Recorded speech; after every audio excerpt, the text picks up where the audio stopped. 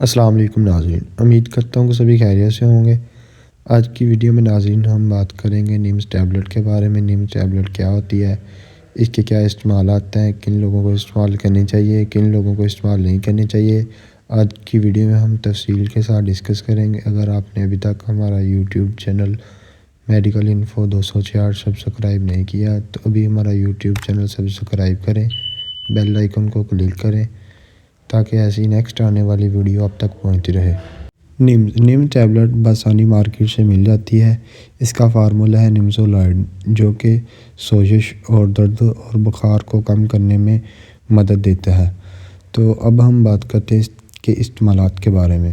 یہ عام طور پر دانت کا درد، سر درد، جوڑوں اور پٹھوں کا درد، کسی بھی انسان کے جوڑ درد یا پٹھے درد کر رہے ہوں تو اس صورت میں نیمز ٹیبلٹ کا استعمال کر سکتا ہے، یا بعض اوقات سوزش ہو تو اس سوزش کو کم کرنے کے لیے بھی اس کو استعمال کیا جاتا ہے۔ تو اب ہم بات کرتے ہیں اس کے طریقہ استعمال کا۔ یہ عموماً کھانا کھانے کے بعد لی جاتی ہے۔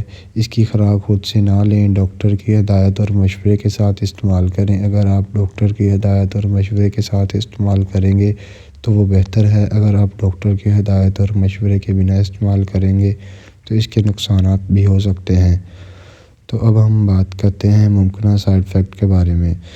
اس کے جو ممکنہ سائیڈ ایفیکٹ ہیں وہ یہ ہیں کہ اس ٹیبلٹ کو معدے کے مریض استعمال نہ کریں، کیونکہ اس سے معدے میں جلن یا درد پیدا ہو سکتی ہے، یا بعض اوقات چکر آنا بھی اسٹارٹ ہو سکتے ہیں۔ تو اب ہم بات کرتے ہیں یہ کن افراد کو استعمال نہیں کرنی چاہیے۔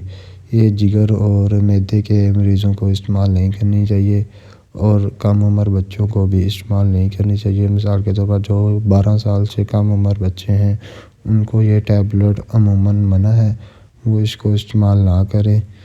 تو آج کی ویڈیو میں ناظرین ہم نے بات کی نیمزولائڈ ٹیبلٹ کے بارے میں۔ اگر آپ کو ہماری ویڈیو اچھی لگی ہو تو ہمارا medical info 266 YouTube channel subscribe کریں، بیل آئیکن کو کلک کریں تاکہ نیکسٹ آنے والی ویڈیو آپ تک بآسانی پہنچتی رہے۔